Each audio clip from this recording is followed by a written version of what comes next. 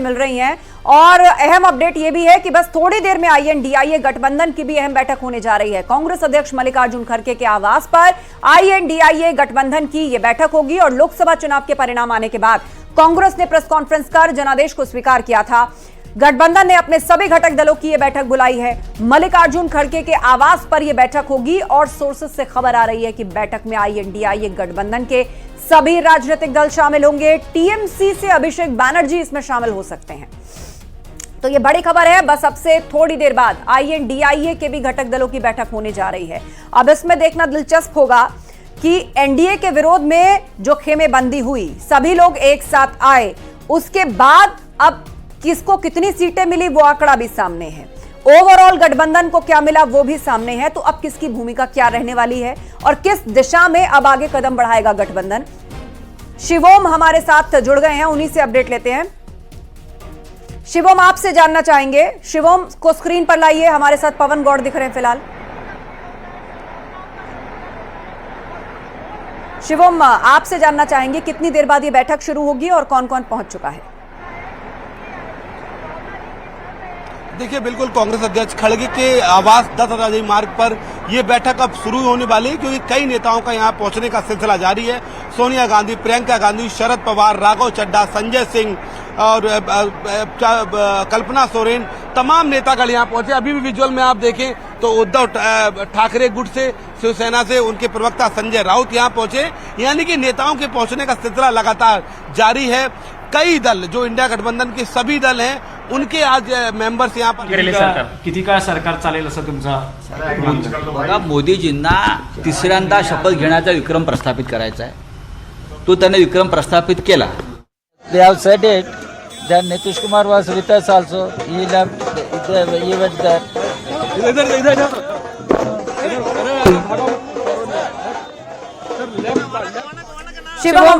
शिवम हमारे साथ बने हुए हैं। शिवम, ऐसा लंबे अरसे के बाद हुआ है जब विपक्षी दलों के घर के बाहर या दफ्तर के बाहर इस तरह की हलचल हो। इस बार जनादेश कुछ ऐसा मिला है कि विपक्षी दल उत्साहित है। आज जो ये अब मीटिंग होगी, क्या अब भी कोई गुंजाइश है कि ये कोशिश करेंगे कि सरकार बना सके या अब उससे अलग कोई रणनीति बनाई जाएगी? बिल्कुल, देखिए, इंडिया गठबंधन की कोशिश ये है कि जो मैंडेट मिला है उसके आधार पर वो सरकार बनाने की कोशिश करें। औपचारिक तौर पर तो इंडिया गठबंधन अभी ये कह रहा है कि आज की बैठक में हम निर्णय लेंगे, लेकिन सूत्र ये दावा करते हैं कि बैकडोर से लगातार कोशिश हो रही है कि जो अन्य घटक दल हैं एनडीए के, जो नाराज हैं या जिनको कम महत्व मिलता रहा, जिनके मन में कभी ये गुबार रहा है कि उनके एनडीए बीजेपी की सीटें कम आए, उनसे कांग्रेस लगातार संपर्क में है। चाहे वो शरद पवार हो या इंडिया के तमाम अन्य लीडर्स हो, वो लगातार टटोल रहे हैं, नब्ज पकड़ने की कोशिश कर रहे हैं। यही एक वजह है कि चंद्रबाबू नायडू को आंध्र प्रदेश में स्पेशल स्टेटस का दर्जे की बात की जा रही है, तो सीएम नीतीश कुमार को डिप्टी पीएम बनाने की बात हो रही है, क्योंकि कांग्रेस ये समझती है कि जो मैंडेट मिला है वो बहुत कम भी नहीं है और बहुत ज्यादा अंतर भी नहीं है। ऐसे में अगर चंद्रबाबू नायडू, नीतीश कुमार, इंडिपेंडेंट जो लीडर्स जीते हैं वो साथ आते हैं, तो अन्य कई ऐसे दल और हैं जो कांग्रेस के साथ, इंडिया अलायंस के साथ जाना पसंद करेंगे।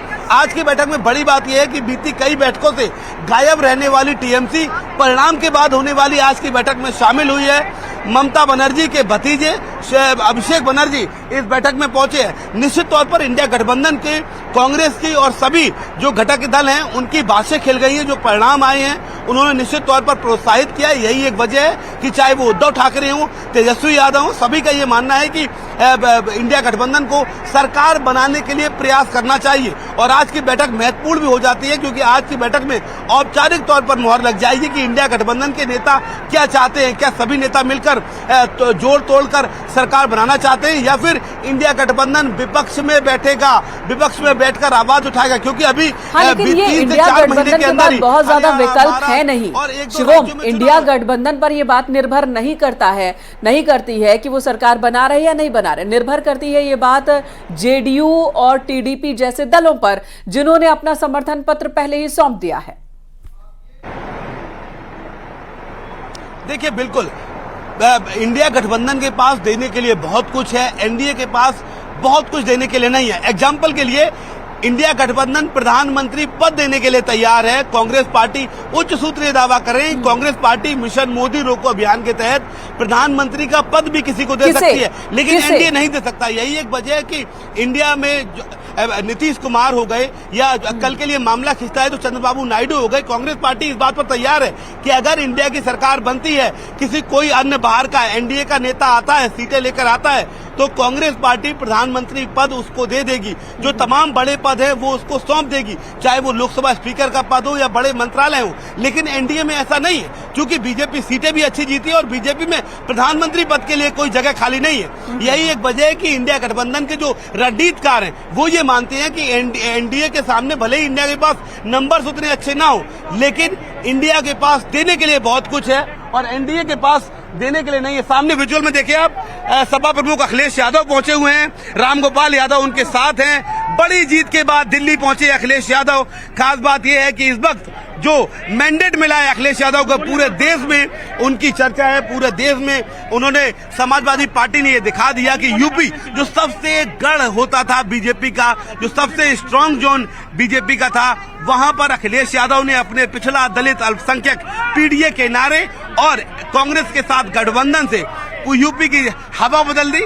और यही एक वजह है कि आज इंडिया गठबंधन को इतनी सीटें मिली, एनडीए के लिए मुश्किल हो गई, क्योंकि माना यह जा रहा था कि यूपी में बीजेपी 60 के आसपास रहेगी, जो उनका 2019 का परिणाम है। लेकिन अब उनका जिस तरीके से यूपी में अखिलेश यादव की पार्टी ने सीटें जीती, उसका फायदा निश्चित तौर पर कांग्रेस को मिला और उन्हें भी कांग्रेस की भी कई सीटें आ गई। ऐसे में अखिलेश यादव आप देखिए कॉन्फिडेंस चेहरे पर है। एक तरीके से जब नेता जीत कर आता है, इतने स्ट्रांग जोन से जीत कर आता है और जिस तरीके का यूपी में परिणाम आया, निश्चित तौर पर इंडिया गठबंधन बेहद उत्साहित है। यही एक वजह कि आज सारे बड़े तमाम नेता दिल्ली में खड़गे के आवास पर पहुंचे हुए हैं और आज की बैठक भी इसलिए बेहद महत्वपूर्ण है क्योंकि औपचारिक तौर पर बैठक के बाद ये जानकारी सामने आ जाएगी कि क्या एनडीए के लिए मुश्किल बढ़ेगी, क्या इंडिया गठबंधन सरकार बनाने के प्रयास करेगा, या फिर यही एक वजह है कि ये भी मानते हैं जो इंडिया गठबंधन के कांग्रेस के रणनीतिकार हैं कि बीजेपी इतनी जल्दबाजी भी इसीलिए कर रही है। बैठक शिवम, थोड़ा सा अंदर की कोई खबर हो तो ये भी शेयर करें, क्योंकि आज ही एनडीए की ओर से दावा पेश करने की बात हो रही है। एनडीए की मीटिंग हो चुकी है, समर्थन पत्र सभी दलों ने सौंप दिया है, तो अभी तक कुछ बातचीत हुई है तो क्या बात हुई है, क्या रिस्पांस मिला है, कुछ अंदर की खबर है क्या?